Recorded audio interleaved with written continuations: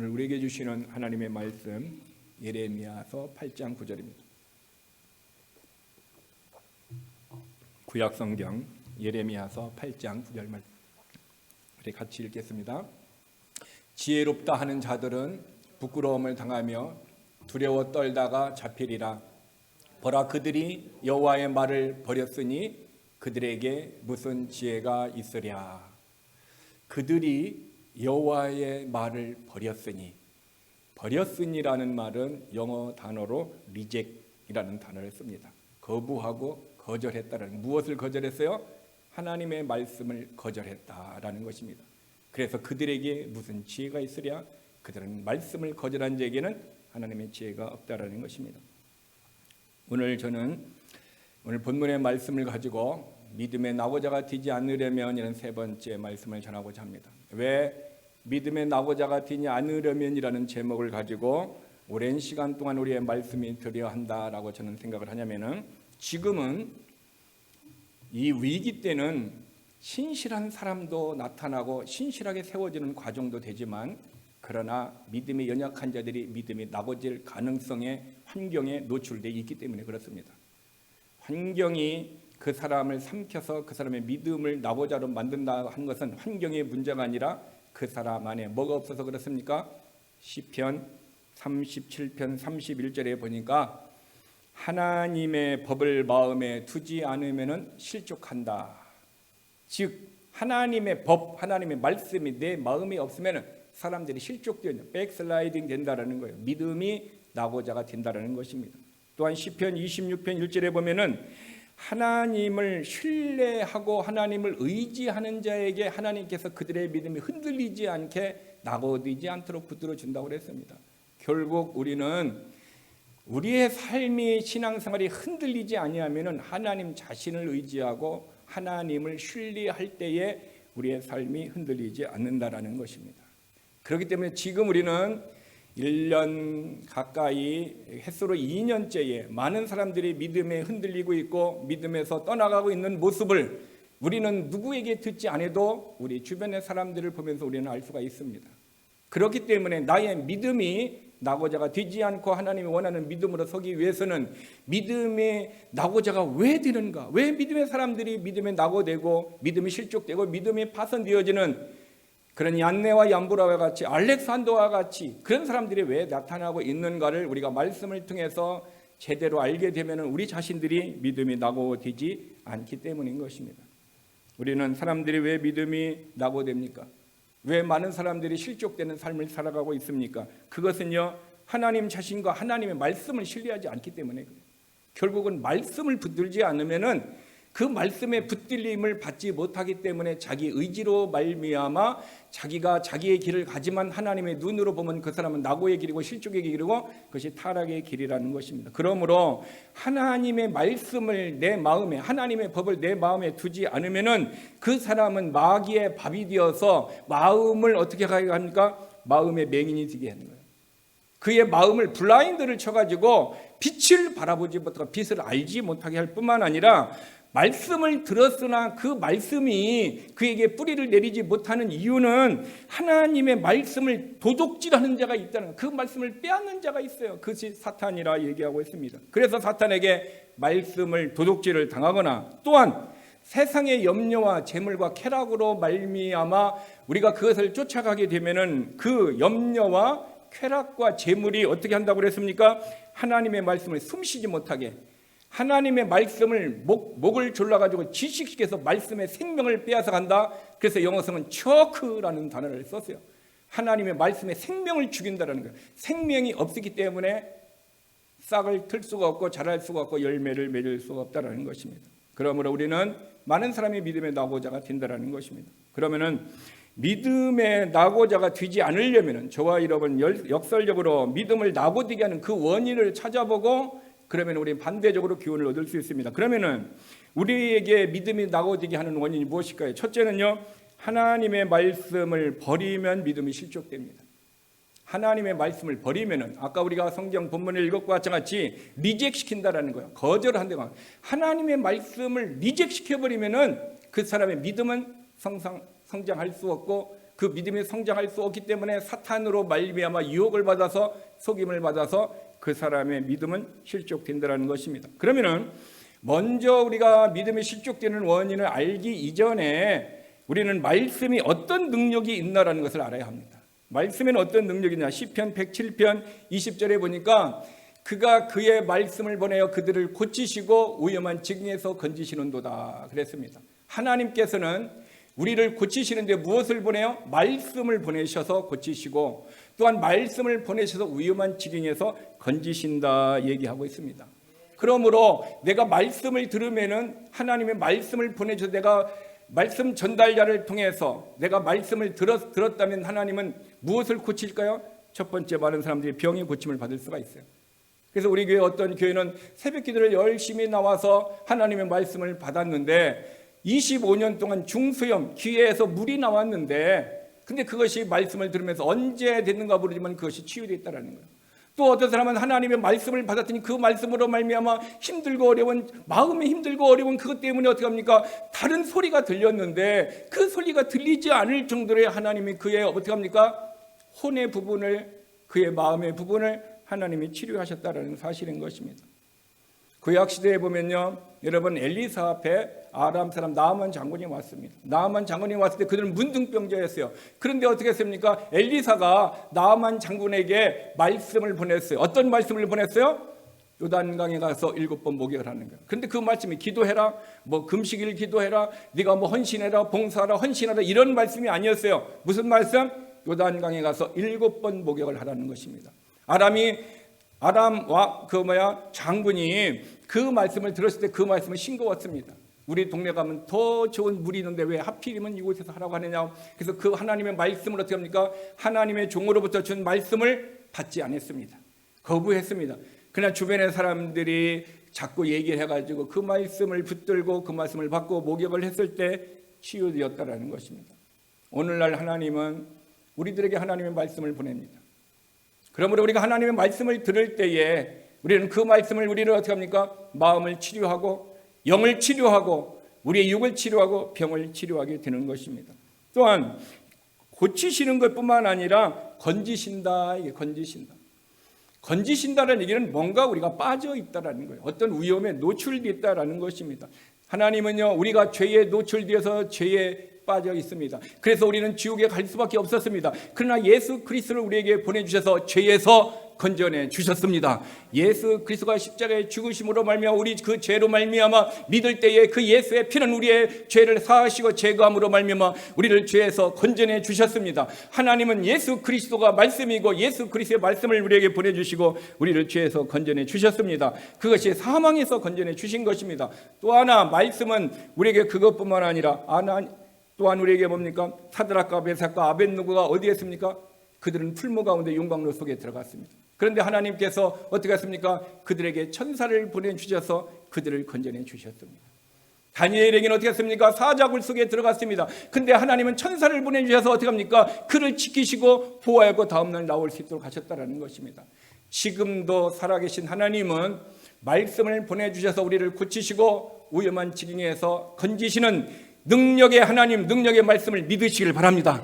그러면 그 말씀을 우리가 받아야 됩니다. 받고 믿고 나아가게 되면은 우리의 비즈니스도, 우리의 자녀도, 우리의 교회도, 우리의 영혼도, 우리의 지친 환경 모든 것도 하나님께서 고치시고 건져 주실 줄 믿습니다. 이것이 말씀의 능력입니다. 또 하나 말씀의 능력이 시편 119편 11절에 보니까 내가 주께 범죄하지 아니하려 하여 주의 말씀을 내 마음에 두었다. 즉 하나님의 말씀을 내 마음에 두었더니 어떻게 할 수 있습니까? 죄를 범지치 않는다는 거죠. 하나님의 말씀을 내가 품고 그 말씀을 믿고 있고 그 말씀을 내가 먼저 붙들면 나중에 어떻게 합니까? 그 말씀이 나를 붙들어 줍니다. 그 말씀이 나를 붙들어서 내가 죄의 음침한 골짜기를 가고 사망의 음침한 골짜기를 다닐지라도 주의 성령께서 말씀을 통해서 말씀의 능력으로 성령의 법을 통하여 그 죄를 미워하고 그 길을 가지 않게 하고 그 사람을 만나지 않고 그 환경에서 나올 수 있는 그 힘, 성령의 법의 능력에 의해서 우리를 붙들어 주실 줄 믿습니다. 누구에게? 하나님의 말씀을 우리의 마음에 두고 있고 그 말씀에 의해서 살아가는 자에게. 또한 이 말씀으로는 사탄을 이기게 합니다. 그래서 예수님께서 어떻게 했습니까? 사탄이 시험하실 때 기록되었으되 하나님의 말씀으로 말미암아 사탄도 물리쳤습니다. 그러므로 저와 여러분이 사탄을 물리칠 수 있는 것은 하나님의 말씀의 권세와 능력으로 물리칠 수 있고 예수의 이름으로 권세와 능력으로 물리칠 수 있으며 성령의 권세와 능력을 함께할 때 사탄이 떠나가게 될 줄 믿습니다. 이것이 말씀의 능력입니다. 그런데 이 말씀의 능력이 내 안에 없기 때문에 우리가 어떻게 합니까? 말씀의 능력을 체험하지 못하고 말씀의 능력이 우리의 삶 가운데 나타나지 못한 삶을 산다라고 얘기하고 있는 것입니다. 자, 그러면은 왜 사람들이 예수를 동일하게 믿는데 어떤 사람은 이 말씀의 능력으로 능력 있는 삶을 살고 어떤 사람은 승리하는 자, 이기는 자의 삶을 살아가는데 똑같은 믿음이 있음에도 불구하고 어떤 일은 좌절하고 낭망하고 이런 아주 작은 코로나로 인해서 완전히 좌절되고 낭망되어서 직장생활도 힘들어하고 신앙생활도 힘들어하고 가정생활도 힘들어하고 모든 것이 힘들어해서 엘리야와 같이 로뎀 나무 밑에서 힘들었던 우울증의 모습으로 사람들이 빠지는 이유가 어디에 있을까요? 그 이유는 시편 50편 17절의 말씀에 있습니다. 내가 교훈을 미워하고 내 말을 내 뒤로 던지며 능력 있는 말씀이 있는데 그 말씀을 마음에 두지 않고 어떻게 해서 내 뒤로 던져버렸다라는 거예요. 그러니까 지금 말씀을 내 안에 갖고 있지 않고 말씀을 던져버렸다는 거예요. 말씀을 내가 어떻게 보면 상관이 없다, 뭐 아무 의미가 없다라고 그 말씀을 리젝 시켰다라는 것과 똑같은 얘기예요. 거절했다라는 것입니다. 그런데 능력이 없으니까 그 사람 삶 속에서 어떻게 합니까? 하나님의 능력대로 살 수 없게 되는 거예요. 그러면은 시편 50편 10절의 말씀과 같이 이렇게 하나님의 말씀을 뒤로 던지면은 그들이 어떤 삶을 살아가는가, 그 능력이 없으면은 어떤 결과가 일어나는가, 그 말씀은요, 도둑을 보았을 때 동조한다 얘기하고 있어요. 그대로 입으로 악을 행하고요, 혀로 속임수를 말하며 앉아서 형제를 비방하며 친어머니의 아들을 헐뜯는다 얘기하고 있어요. 말씀의 능력이 있는데 그 말씀의 능력을 어떻게 합니까? 그 말씀 자체를 뒤로 던져버리니까 한마디로 얘기하면은 그는 죄 가운데 산다라는 거예요. 말씀을 붙드는 자는 마귀도 이기고 말씀을 붙드는 자는 문제도 해결되고 건짐을 받는데 말씀을 뒤로 던져버린다. 말씀을 리젝시켜버린 자, 말씀을 거부한 자, 말씀을 버린 자는 어떻게 합니까?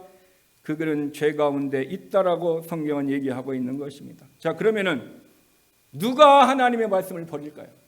누구든지 예수를 믿으면 그런 능력 있는 삶을 살고 싶어 하는 것은 지극히 당연한 것입니다. 그런데 누가 그 말씀을 버릴까요? 예레미야 8장 9절 말씀 보면은 지혜롭다 하는 자들은 부끄러움을 당하며 두려워 떨다가 잡히리라. 보라, 그들이 여호와의 말을 버렸으므로 그들에게 무슨 지혜가 있으랴. 무슨 얘기입니까? 여호와의 말씀을 버린 자는 그들에게 지혜가 없다는 거예요. 하나님의 지혜가 없고 무슨 지혜로 살려고? 사람의 지혜, 세상의 지혜로 살려고 하기 때문에 하나님의 말씀을 어떻게 합니까? 리젝시켜버려요. 하나님의 말씀을 거절해버리는 거예요. 그러니까 자기를 주장하는 것이 누가 주장하는 겁니까? 말씀의 능력이 주장하는 것이 아니라 자기 지혜, 자기의 생각, 자식의 지식으로 자기 인생을 주장하기 때문에 그들은 어떻게 합니까? 말씀을 포기하고 버리고 뒤로 던져서 하나님의 능력을 경험하지 못한다는 것입니다. 한마디로 얘기하면 스스로 세상의 것으로 지혜롭다 하는 사람들, 하나님의 말씀의 지혜, 하나님의 지혜를 갖지 않고 자기 자신이 지혜고 자기 자신의 경험과 자기 자신의 능력으로 살아가는 사람들은 말씀을 던져버리고 또 말씀의 능력을 경험하지 못한다는 것입니다. 그러면은 스스로 지혜롭다고 생각하고요, 그리고 스스로 모든 것을 결정하고는 하나님의 말씀을 버린 자들은 저는 한마디로 얘기하면 인본주의자라고 볼 수 있습니다. 인본주의자는 휴머니즘입니다. 휴머니즘이란 뭡니까? 인간다움을 존중하는 넓은 의미의 사상적 정신적 태도, 오직 인간 중심적으로 간다는 거. 휴머니즘은, 인본주의는 오직 사람 중심이에요. 그래서 미국의 대통령 링컨은 국민을 위한 것이 해야 된다, 이 말씀을 통해서 미국뿐만 아니라 전 세계 많은 사람들이 인본주의자가 되어버렸어요. 심지어 교회에서도 교회는 성도에 의한, 성도를 위한 교회가 되어야 된다 얘기하지만 성경은 우리에게 그렇게 얘기하지 않습니다. 교회는 하나님의 이해, 하나님을 위한, 하나님의 이한 그것이 참다운 교회인 것을 믿으시길 바랍니다. 오직 우리의 인생과 우리의 비즈니스와 우리의 교회와 우리의 모든 것은 하나님의 중심으로 가야 됩니다. 그래서 이스라엘 백성들은 사람 중심으로 가기 위해서 왕을 세워달라고 그랬습니다. 근데 하나님은 싫어하셨습니다. 내가 너희들의 왕이고 내가 너희들을 책임지는데 왜 너희들이 사람 중심적으로 살아가려고 하고 사람을 원하느냐고 하나님은 싫어하셔가지고 택한 이스라엘 백성들이 그들의 왕을 위해서 하나님은 분노를 냈다라는 사실인 것입니다. 여러분, 그러므로 저와 여러분의 삶이 항상 내가 내 중심인지 하나님 중심인지, 내가 신본주의, 신이 하나님이 내 인생의 가장 중심인지, 인본주의, 사람이 중심이고 내가 중심이고 세상이 중심인지, 우리는 내 자신의 현실적인 오늘의 언어 생활과 내가 계획과 내가 삶의 모든 것을 우리는 조명해 봐야 되는 것입니다. 그러면 성경 속에서 하나님의 말씀을 리젝시켜서 살아갔던 많은 사람들을 우리는 볼 수 있습니다. 오늘 현실적으로 볼 때 리젝시킨 저는 사람을 소돔 사람들을 보려고 합니다. 소돔 사람요, 창세기 13장 13절에 보니까 소돔 사람은 사악했고 주 앞에 극심한 죄인들이었다. 소돔 사람들의 대표적인 죄, 고모라 사람들의 대표적인 죄는 그들은 동성애였습니다. 그런데 하나님은 그것을 뭐라고 했습니까? 소돔 사람들은 사악했다 평가를 했습니다. 그리고 주 앞에서 극심한 죄인들이다 얘기하고 있습니다. 오늘날 미국은 점점 하나님의 말씀을 버리고 있습니다. 동성애가 죄가 아니다라고 미국의 법은 만들었으며 오늘날 많은 교회도 교단들도 신학자들도 목사들도 동성애는 죄가 아니라고 하나님의 말씀을 버렸습니다. 하나님의 말씀을 뒤로 던졌습니다. 그래서 동성애는 죄다라고 얘기하고 하나님의 진리의 말씀을 선포하는 자들에게 강단에 서지 못하게 하는 이런 모습들이 미국의 실상에 일어나고 있다는 것입니다. 이미 미국에서는 동성애가 죄가 아니다라는 이것을 받아들이므로 하나님의 말씀을 버렸습니다. 또 하나 지금 하나님의 말씀을 버리려고 하는 것이 또 하나 있습니다. 그것은 낙태하는 것입니다. 이제까지는 거의 16주, 18주 동안에는 어쩔 수 없는 그런 상황에 의해서 허용을 했지만 이제는 어떻게 합니까? 거의 7개월, 8개월, 9개월 돼도 언제든지 할 수 있는 이 법을 만들려고 하고 있습니다. 저는 그걸 볼 때 제 마음이 참 마음이 슬펐습니다. 왜 마음이 슬펐냐면은 현대의 많은 사람은 집에서 반려견으로 강아지를 키우고 있습니다. 그래서 어떤 사람이 강아지를 조금 학대하면 어떻게 합니까? 학대했다고 비난을 합니다. 조금 잘 관리하지 못하면 사람들이 엄청나게 여론 속에서 비난을 합니다. 그런데 여자의 선택의 권리라는 그 말을 가지고 뱃속에 있는 아기의 생명을 밖으로 끊어내서 살인하는 테이블 위에서 그 아기를 꺼내놓고 죽이는 것을 합법화시키려고 하는, 살인하지 말라라는 하나님의 계명을 죄가 아니다라고 하려고 하는 나라가 그것을 움직이고 있는 것이 미국입니다. 그리스도인들은 기도해야 합니다.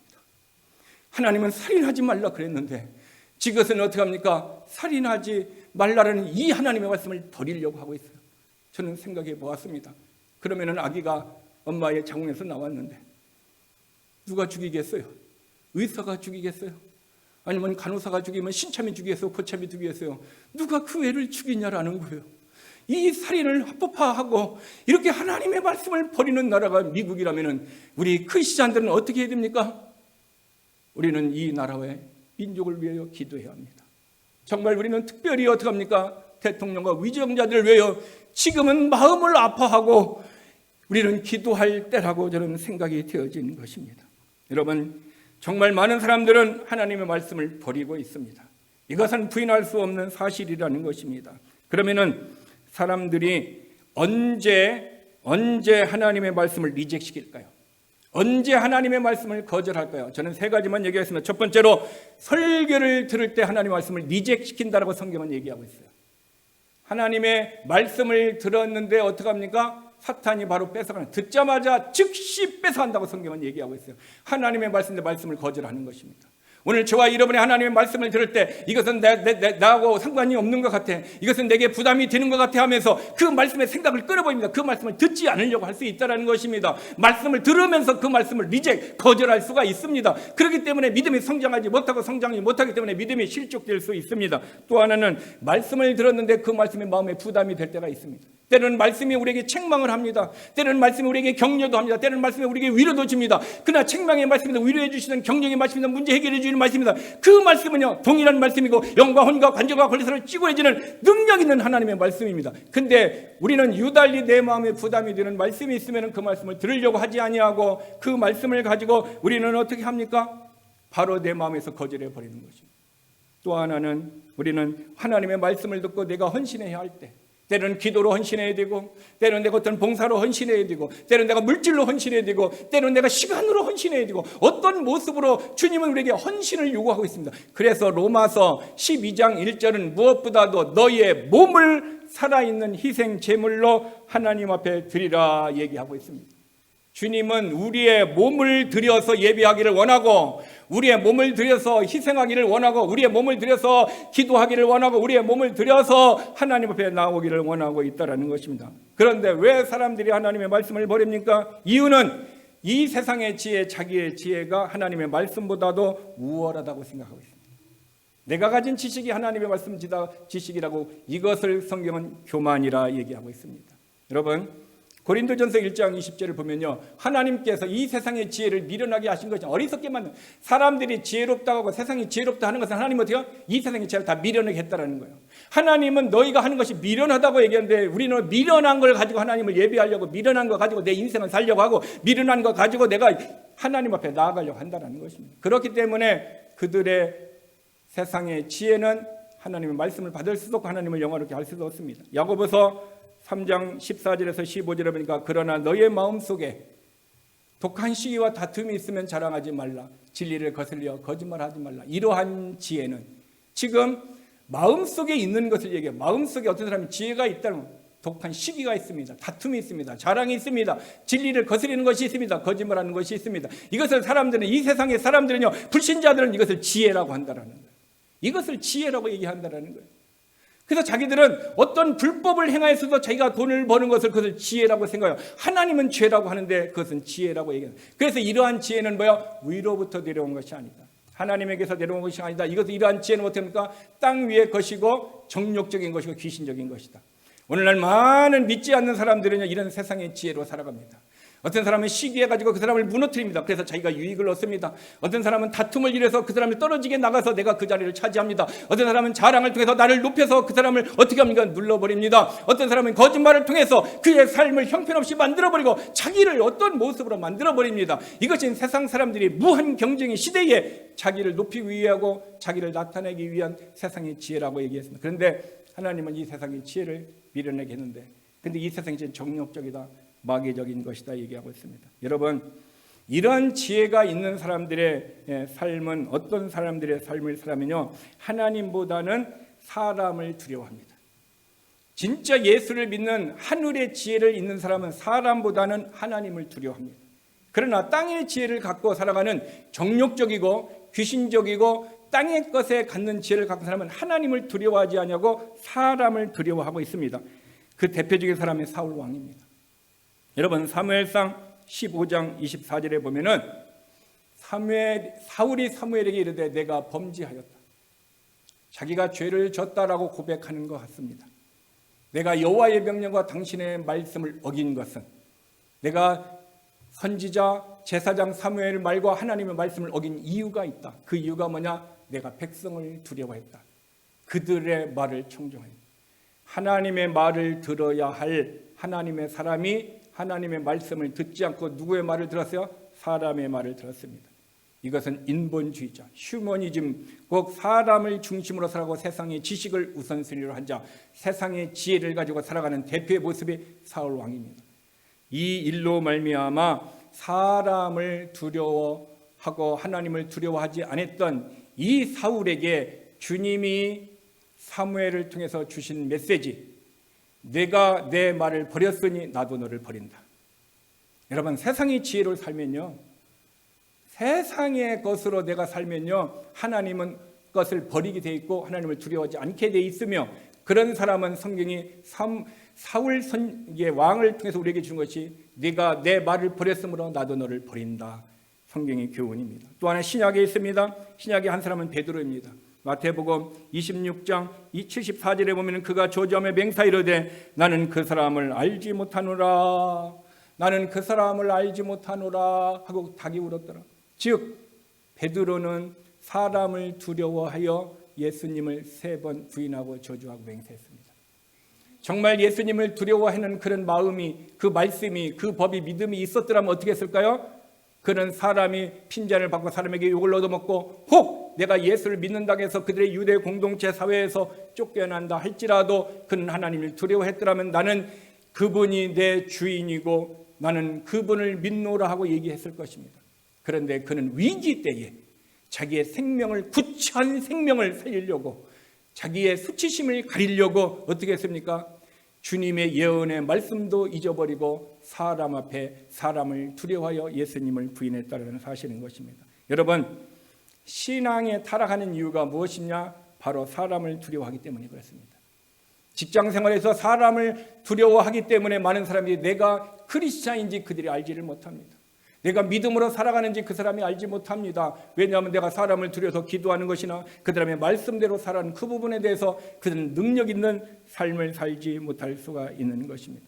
자, 그러면은 이 사울이나 이 베드로의 연약한 부분들을 왜 성경에 기록되어 놓고 오늘 저와 여러분들에게 그들의 부끄러운 부분을 볼 수 있게 할까요?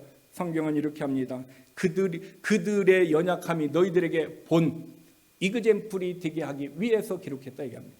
구약의 어떤 사건, 힘들고 어려운 그런 것을 통해서 하나님의 일을 열심히 해서 상을 받았다든가, 아니면 그들이 죄를 지어서 하나님의 뜻 가운데 살지 못했고 하나님의 어떤 고난과 징계를 받아서 사람을 기록해 놓은 이유가 있다면 너희들에게 본이 되게 하려고, 이그젬플이 되게 하기 위해서 너희는 그렇게 하지 말라라는 경고의 메시지라고 성경은 우리에게 얘기하고 있습니다. 그러므로 저와 여러분은 성경의 메시지를 통해서 경고를 받아야 합니다. 그리고 우리들도 어떻게 합니까? 사람을 두려워하지 말고 오직 하나님을 두려워함으로 말미암아 우리의 믿음이 실족되거나 좌절되지 않고 낙오되지 않고 하나님 앞에 하나님의 말씀을 붙들고 승리하는 자가 되어야 될 줄 믿습니다.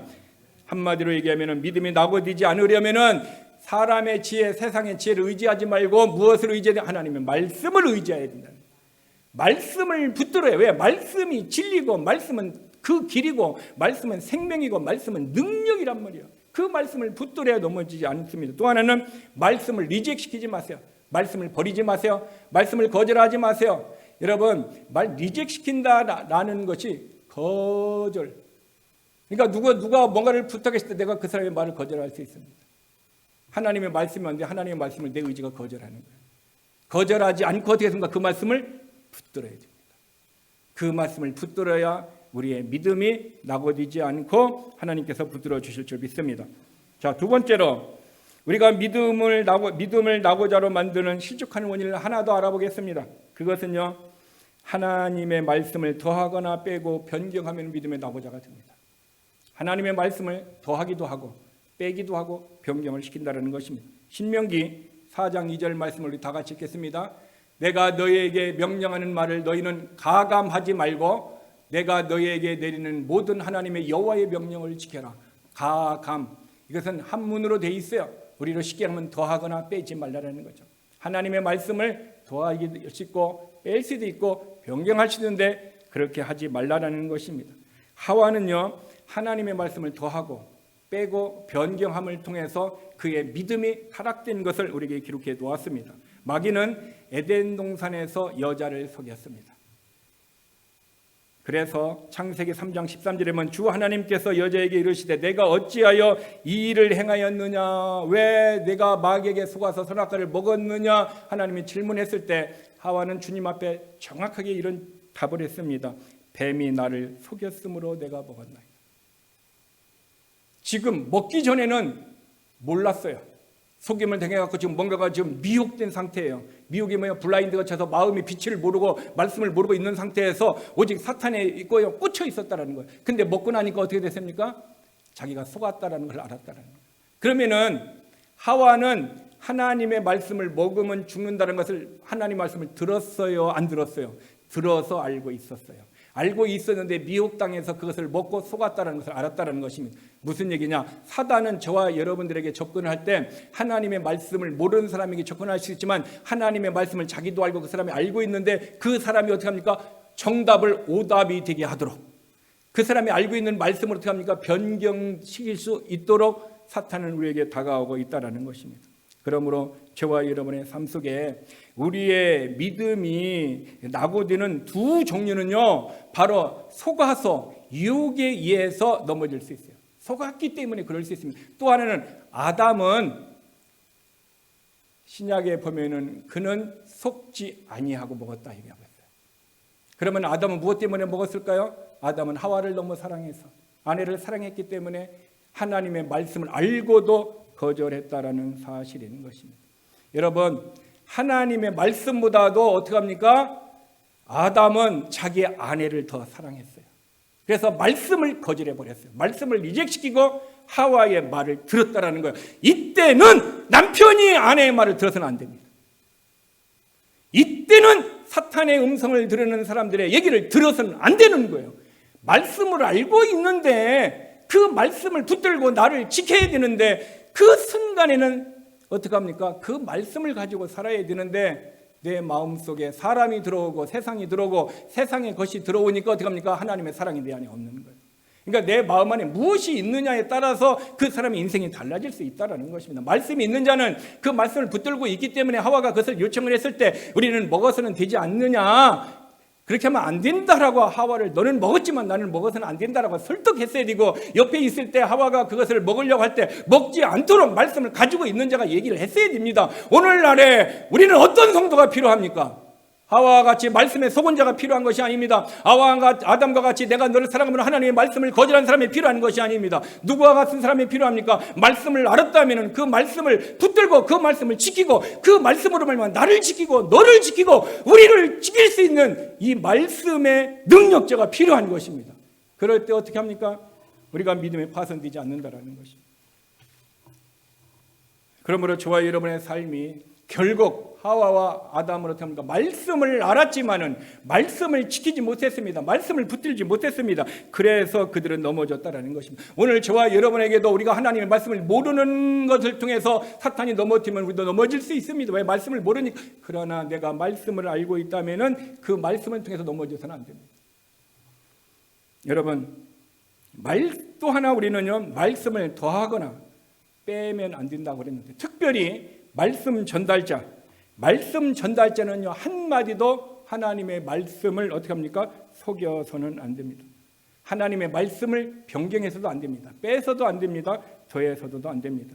예레미야서 26장 2절의 말씀을 보겠습니다. 여호와께서 이같이 말씀하시느니라. 너는 여호와의 성전들에 서서 유다 모든 성읍에서 여호와의 성전에 와서 예배하는 자에게 내가 내게 명령하여, 하나님이 예레미야에게 명령하여 이르되 한 모든 말을 전하되 한마디도 감하지 말라. 하나님이 예레미야 선지자에게 말씀을 주었습니다. 너는 그것을 어떻게 해요? 한마디도 한 단어도 어떻게 하라? 감하지 말라, 빼지 말라는 거예요. 그러면은 하나님이 예레미야에게 주신 하나님의 말씀은 무엇입니까? 3절에서 6절의 말씀을 보면 이런 얘기입니다. 악한 길에서 돌아서면 작정된 재앙으로부터 내가 뜻을 돌이키겠다.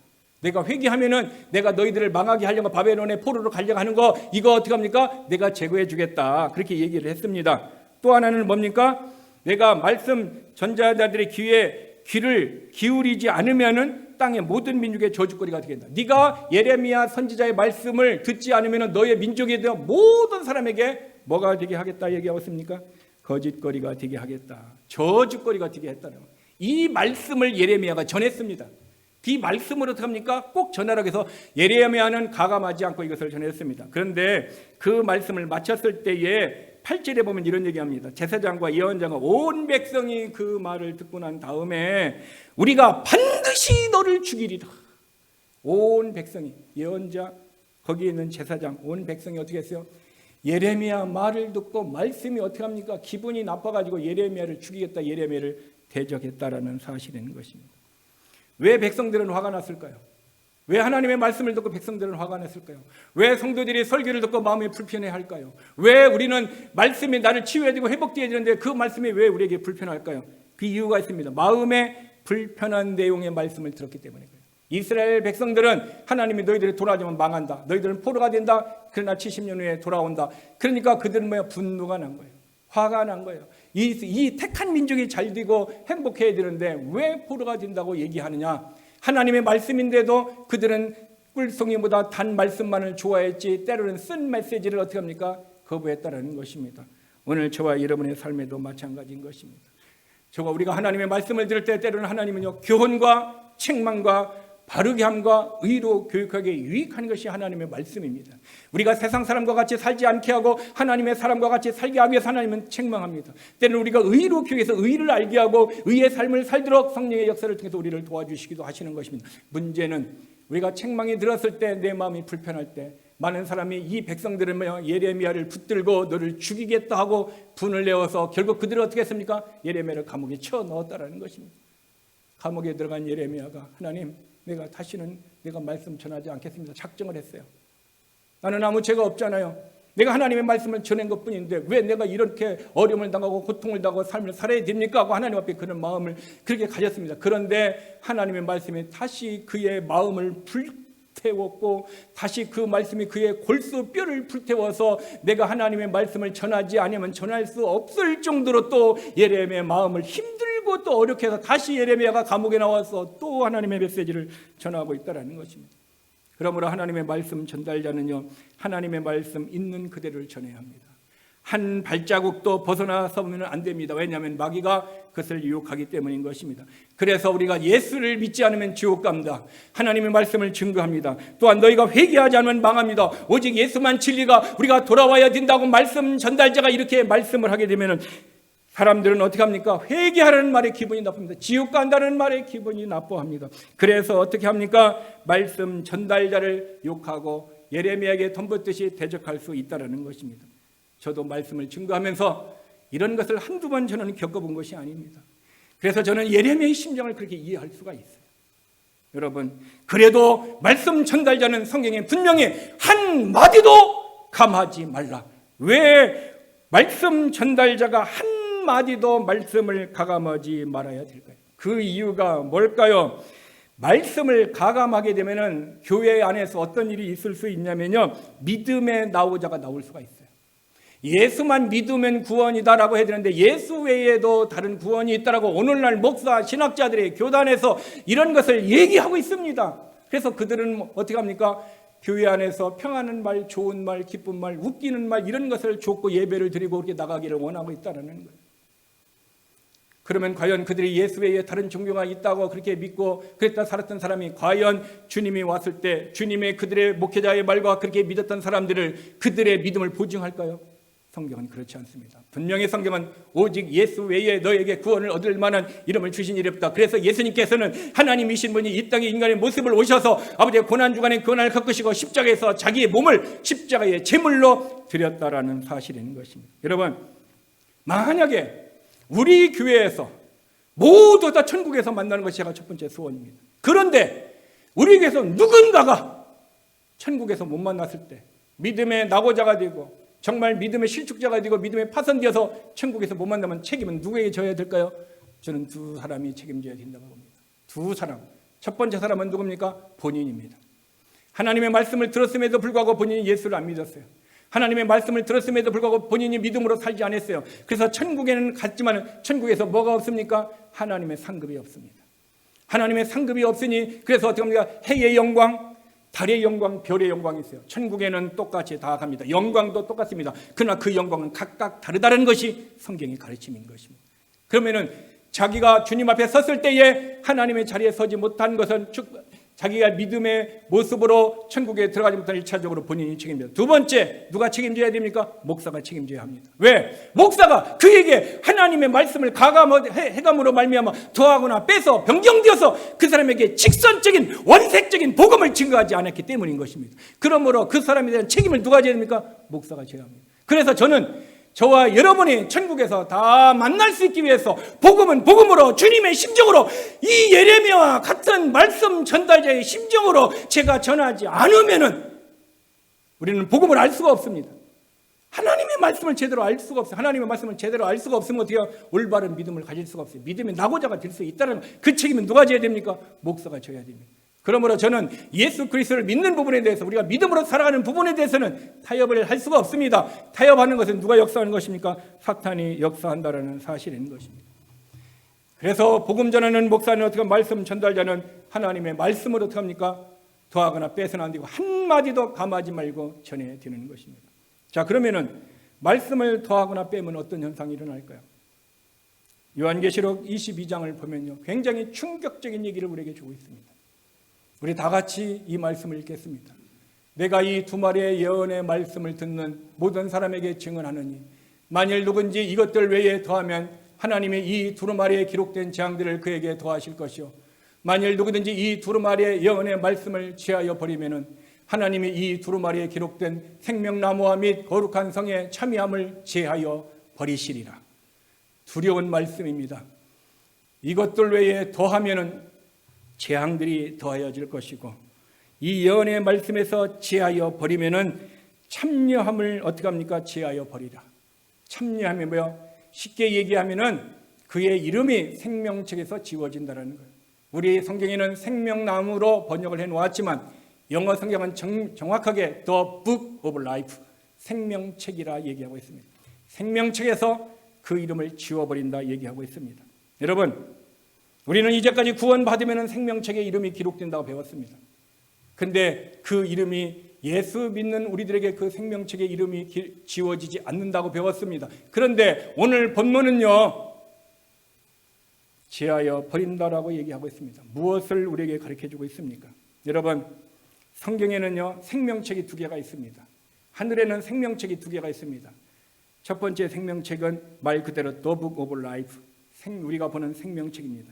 그래서 시편 69편 28절의 말씀에 보면은 이것은 다윗의 기도입니다. 다윗의 기도에 그들을 사악한 자들을 지금 다윗이 보고 있는 거예요. 그들을 생명책에서 지워서 의로운 자들과 함께 기록하지 마소서 하나님 앞에 기도해요. 다윗은 선지자예요. 목자예요. 왕입니다. 그런데 이제 다윗은 하나님 앞에 기도합니다. 하나님, 사악한 자들의 생명책에서 이름을 지워버려 주옵소서. 그래서 의로운 자와 함께 그의 이름이 같이 있게 하지 마옵소서. 다윗의 간절한 기도입니다. 출애굽기 32장 32절 38절에 보면은 이것은 모세의 기도입니다. 모세가 이스라엘의 죄를 용서하옵소서. 그리 아니하시면 주의 책에서 나를 지워버리소. 주의 책, 주님의 생명책에서 내 이름을 지워달라. 주께서 모세에게 이르시되 누구든지 내게 죄를 지으면 내가 그를 내 책에서 지워버리리라. 내게 죄를 지으면 내 책에서 그의 이름을 지워버리리라 얘기하고 있습니다. 또한 요한계시록 22장 19절 주마카 우리가 보았던 그 말씀에서도 어떻게 합니까? 고의로 하나님의 말씀을 변개한 자는 어떻게 합니까? 그의 부분을 빼시리라 얘기하고 있습니다. 여러분, 무엇을 얘기하고 있습니까? 생명책에서 그 이름이 지워진다라고 성경은 분명히 우리에게 얘기하고 있습니다. 그러면 누구의 이름이 지워져? 이것이 중요한 것입니다. 누구의 이름이 지워지냐라는 그것을 알기 위해서는 우리가 출애굽기 32장 32절 34절에 있습니다. 이제 그들의 죄를 사하소서. 그렇지 아니면 원컨대 주께서 기록하신 책에서 내 이름을 지워버리소서. 이렇게 모세가 기도했습니다. 이스라엘 백성들의 죄를 사해달라는 거예요. 하나님 이들의 죄를 사해 주시지 않으면 생명책에서 모세 내 이름을 지워달라고 이런 간절한 뭡니까? 자기가 생명책에서 이름이 지워지는 것보다 이스라엘 백성들을 사랑하기 때문에 그들의 죄를 사해달라고 간절하는 거예요. 그때 여호와께서 모세에게 얘기합니다. 누구든지 내게 범죄하면 죄를 지으면 내가 그 책에서 이름을 지워버린다. 죄를 지었다. 이 얘기는 다시 합니다. 죄를 짓고 용서함 받지 않은 사람입니다. 무슨 얘기인지 압니까? 죄를 짓고 회개하여 용서함 받지 않은 사람, 한마디로 얘기하면 구원받지 못한 사람, 칭의를 받지 못한 사람을 얘기하는 것입니다. 하나님 앞에 거듭나지 못한 사람을 얘기하고 있어요. 그 사람들의 이름은 생명책에 기록이 되었는데 그 사람 이름을 지워버린다 얘기하고 있습니다. 자, 그래서 요한계시록 22장 19절을 다시 보면은 만일 어떤 사람이 그 예언의 책의 말씀에서 빼면 생명책에서 생명책과 거룩한 도시에서 그의 부분을 빼두시라. 여기에 보면은 생명책입니다. 분명히 우리의 성경은 생명나무다라고 번역했는데 영어성은 정확하게 생명책이라고 번역해 놓았습니다. 즉 생명책은 누가 이름이 기억되느냐? 이 세상에 생명을 가지고 나온 사람은 생명책에 다 이름이 기록되어집니다. 생명책에 다 기록되어집니다. 그러나 거기서 칭의받지 못한 자, 구원을 받지 못한 자, 죄 가운데 있는 사람은 하나하나 이름을 지워버린다는 거예요. 여러분, 불신자들도 생명책에 이름이 지워지지만 그들의 이름을 지워버린다는 거예요. 그들의 이름을 그러나 누구는 그대로 있어요? 예수를 믿고 죄사함을 받은 믿음의 사람들은 어떻게 합니까? 죄사함을 받은 사람은 그의 이름이 그들에게 있다는 거예요. 이것이 생명책에 관한 기록입니다. 또 하나의 생명책이 있습니다. 그것은 요한계시록 13장 8절의 말씀입니다. 다 같이 있습니다. 땅에 거하는 모든 자들 곧 세상의 창건 이후로 죽임을 당한 어린 양의 생명책에 이름에 기록되지 않은 자들이 그에게 경물. 무슨 얘기예요? 어린 양의 생명책이 있습니다. 생명책이 있고 어린 양의 생명책이 있습니다. 이것은 다른 이름입니다. 그러면 어린 양의 생명책은 어떤 사람은 이 땅에서 예수를 믿는 사람만 이름이 기록되어지는 거예요. 생명책에는 믿지 않는 사람도 기록되어지고 그 사람의 이름을 지울 수 있지만 어린 양의 생명책에는 뭡니까? 예수님을 믿는 사람만 기록되어지는 생명책. 그러므로 어린 양의 생명책에 기록된 이런 사람이 어떻게 합니까? 생명책에 기록된 이런 사람은 어떻게 돼요? 똑같이 있어야 그 사람이 주님 앞에 섰을 때 된다는 사실인 것입니다. 여러분, 구원받은 성도들만이 그의 이름이 어린 양의 생명책에 기록되어집니다. 그런데 어린 양의 생명책에 이름이 기록된 사람들은 적그리스도에게 경배하지 않는다라는 거예요. 적그리스도에게 마지막 환난이 왔을 때 경배하지 않는다. 왜? 그 안에 성령님께서 적그리스도에게 경배하지 않도록 그의 믿음을 지켜주시기 때문인 것입니다. 이것이 저와 여러분의 성령의 축복이고 성령의 보증이고 성령의 능력이라는 것입니다. 하나님이 우리를 붙들어 주신다는 거예요. 요한계시록 3장 5절에 보면은 이기는 자는 이와 같이 흰옷을 입을 것이요 내가 그 이름을 생명책에서 결코 지우지지 아니라. 생명책에서 여기는 어린 양의 생명책입니다. The book of life, 지우지지 않는. 이기는 자가 누굽니까? 이기는 자는 뭡니까? 믿음을 가진 자. 요한일서 5장 4절에 보면은 이기는 것은 이것이니 우리의 믿음이라고 해요. 믿음이 있는 자, 예수 그리스도를 믿는 자, 예수 그리스도의 믿음이 있어 죄사함 받은 자, 칭의함을 받은 자, 하나님의 자녀가 된 자라면 그 사람은 생명책에서 이름이 지워지지 않는다 얘기하고 있습니다. 여러분, 생명책에 기록된 자는 이름이 지워지는 자가 있습니다. 그러나 어린 양의 생명책에 이름이 기록된 자는 지워지지 않습니다. 사람들이 혼돈 가운데 있습니다. 분명히 생명책에 기록된 자는 이름이 지워지지 않는다라고 얘기하고 있는데 이름이 지워진다라고 하니까 사람들이 헷갈립니다. 그러나 예수 그리스도를 믿는 사람은 생명책에도 이름 지워지지 않고 어린 양의 생명책에도 지워지지 않습니다. 그러나 예수를 믿지 않는 사람은 태어나면서부터 모든 사람은 생명책에 이름이 기록되어지고 하나님 그 생명책의 모습을 보고 인간의 모습을 다 아는 것입니다. 그런데 그것이 누구만 지워져요? 거듭나지 못한 자, 죄사함을 받지 못한 자, 하나님의 자녀가 되지 못한 자는 하나님은 그 이름을 제거한다는 것입니다. 그러므로 저와 여러분이 믿음의 낙오자가 되지 않으려면 어떻게 합니까? 하나님의 말씀을 거절하지 마세요. 리젝시키지 마세요. 여러분, 설교를 들었을 때, 성경을 읽었을 때, 기도할 때 어떤 모습으로든 떠오르는 하나님 말씀, 성령에 내게 주시는 하나님 말씀을 읽었을 때 내게 뜨거움을 주고 내게 은혜를 주고 꿀송이와 같이 하나님의 어떤 말씀을 우리에게 받으면은 여러분 어떻게 해야 됩니까? 그 말씀을 리젝시키지 마세요. 거절하지 마세요. 이것을 성경에 보면 성령을 소멸시키지 말라, 성령을 멸시하지 말라라는 말씀으로 기록해 놓았습니다. 그러므로 우리는 리젝시키지 말고 하나님의 말씀을 더하거나 빼거나 변경시키지 말고 있는 그대로 믿는 성경대로 믿는 믿음의 사람이 되면은 우리의 믿음은 낙오되지 않고 우리의 믿음을 하나님께서 붙들어 주실 줄 믿습니다. 지금은 힘든 시기를 지나고 있습니다. 말씀을 변경시킨다든가 말씀을 빼버리고 말씀을 더해서 하와 같이 자기 마음대로 하면 믿음이 파산됩니다. 또한 말씀을 들었음에도 그 말씀을 거절 리젝시키는 거예요. 이것은 안 해도 되지, 이것은 안 해도 되지. 자기가 하나님에 대해서 하나님의 말씀을 정리해버립니다. 또 다른 자기가 하나님입니다. 이것은 교만입니다. 그래서 하나님은 교만한 자를 대적하고 교만한 자를 물리칩니다. 하나님의 원수는 사탄이고 마귀인데 어떻게 합니까? 교만한 자는 사탄과 마귀를 취급한다는 것을 성경은 분명히 우리에게 말씀해 주셨습니다. 하나님은 교만한 자를 물리친다고 그랬어요. 하나님은 뭐야? 마귀가 원수라고 그랬습니다. 근데 우리를 원수 취급해요. 누구에게? 교만한 자. 내가 하나님이 되려고 하고 내 마음대로 내가 하나님의 뜻대로 하려고. 그러므로 저와 여러분의 미국만 낙오되지 않으려면은 이 힘든 시기에 앞으로 우리에게 어떤 환난과 고난과 역경이 와서도 우리의 믿음을 지키려고 하는 오직 말씀을 리젝시키지 말고 오직 내 지혜를 의지하지 말고 하나님의 지혜를 의지함으로 말미암아 승리하여서 우리 모두가 새하늘 새 땅 저 천국에서 만날 수 있는 저와 여러분 우리 모두가 되기를 주님의 이름으로 축원합니다. 기도하겠습니다.